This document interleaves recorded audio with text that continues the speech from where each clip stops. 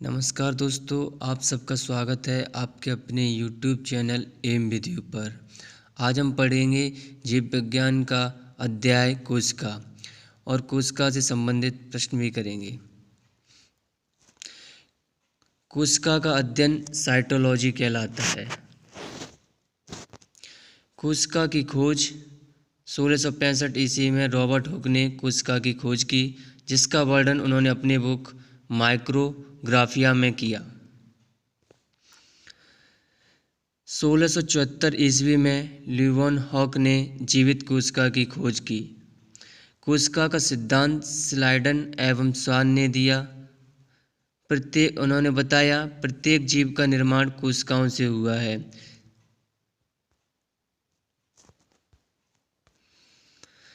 इन्होंने बताया कि प्रत्येक जीव का निर्माण कोशिकाओं से हुआ है, चाहे एक कोशिका हो चाहे बहुकोशिकीय हो।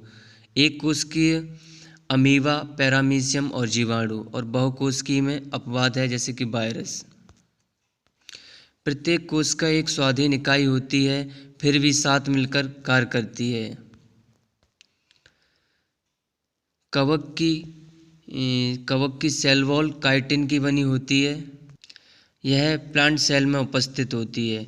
इसका निर्माण सेलुलोज के पॉलीसेकेराइड से होता है। सेल को दो भागों में विभाजित किया गया है, सुरक्षात्मक आवरण और जीवद्रव। सेल मेम्ब्रेन, यह जंतु कोशिका का सबसे बाहरी आवरण होता है। यह प्रोटीन तथा लिपिड से बना होता है। इसमें चयनात्मक पारगम्य झिल्ली होती है और इसे कोशिका का द्वारपाल भी कहा जाता है। जीवद्रव्य, यह सेल वॉल तथा सेल मेम्ब्रेन को छोड़ने के पश्चात शेष बचा हुआ भाग जीवद्रव्य कहलाता है। प्रोफेसर हक्सले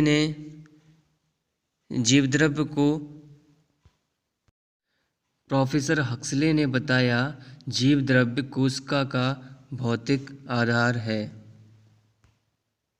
जीवद्रव्य को दो भागों में विभाजित किया गया है, एक कोशिका द्रव्य, दूसरा न्यूक्लियस। कोशिका द्रव्य के सभी अंग कोशिका द्रव्य में तैरते रहते हैं। कोशिका के सभी अंग कोशिका द्रव्य में तैरते रहते हैं। एक एंडोप्लाज्मिक, राइबोसोम, लाइसोसोम, माइटोकॉन्ड्रिया, लवक, गोल्जिकाएं।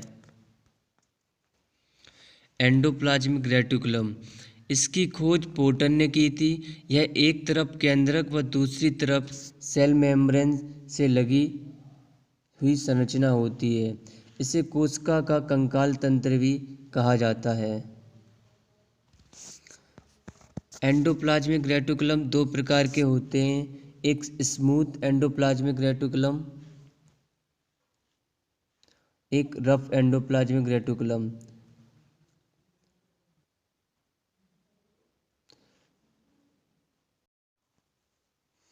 राइबोसोम, इसकी खोज पेलेड ने की थी। यह साइटोप्लाज्म, एंडोप्लाज्मिक रेटिकुलम या न्यूक्लियस में पाया जाता है। इसको प्रोटीन निर्माण की फैक्ट्री भी कहा जाता है। ये प्रोटीन निर्माण नहीं करता है परंतु सहायक होता है। यह डीएनए, आरएनए, अमीनो एसिड से प्रोटीन का निर्माण करता है। प्लास्टिड, इसकी खोज हैफल ने की थी। केवल पादप कोशिका में उपस्थित होता है। सिम्पर नामक वैज्ञानिक ने इसे 3 हिस्सों में बांट दिया, वर्णी लवक, अवर्णी लवक और हरित लवक।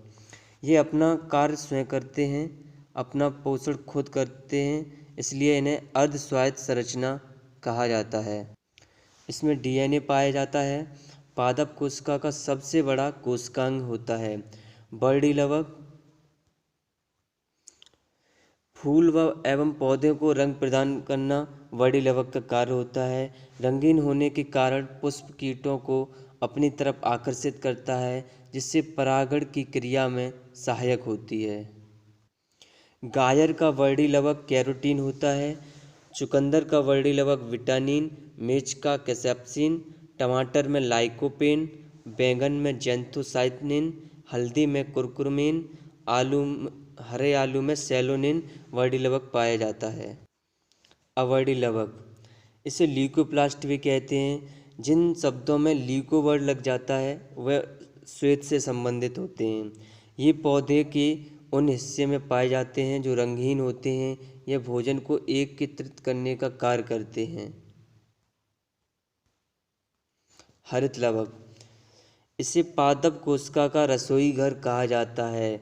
यहाँ पर पादप कोशिका का खाना बनता है। यह दो भागों में विभाजित होती है, ग्रेना, दूसरा स्ट्रोमा। ग्रेना अप्रकाशिक अभिक्रिया है और ग्रेना प्रकाशिक अभिक्रिया है, स्ट्रोमा अप्रकाशिक अभिक्रिया है। ग्रेना के ऊपर थैलेकाइड पाए जाते हैं। थैलेकाइड के ऊपर सिक्कों के टाइप का क्वांटसम पाए जाते हैं जिसके ऊपर क्लोरोफिल होता है।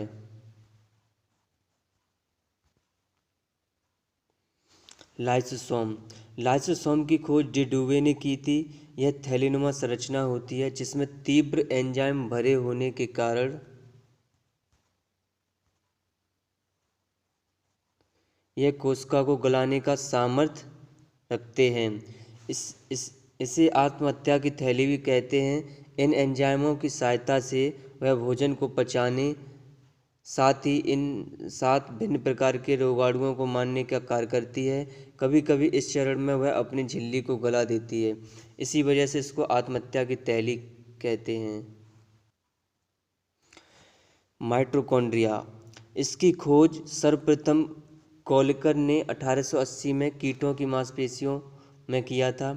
अल्टमान ने 1890 में इसे बायोप्लास्ट कर दिया और सी बेंडा ने इसे माइटोकॉन्ड्रिया कहा। जैसे कि अल्टमान ने 1890 में माइटोकॉन्ड्रिया को बायोप्लास्ट नाम दिया और सी बेंडा ने इसे माइटोकॉन्ड्रिया कहा।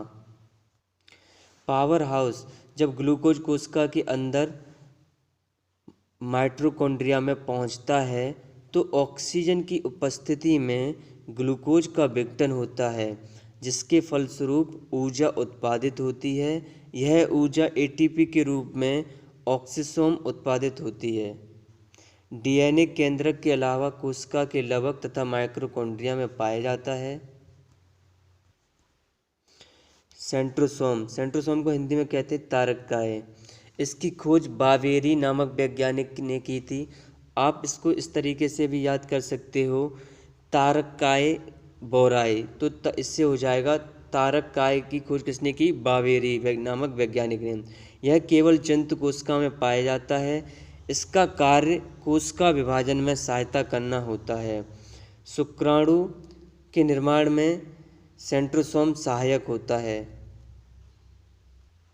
गोल्जी कॉय, इसकी खोज कैमिनो गोल्जी ने की थी। इस कोशिका को ट्रैफिक पुलिस कहा जाता है। वैकल्स, रिक्तिका, पादप कोशिका में यह विकसित अवस्था में पाया जाता है जबकि जंतु कोशिका में छोटी अवस्था में पाया जाता है। पादप कोशिका में से टोनोप्लास्ट कहा जाता है।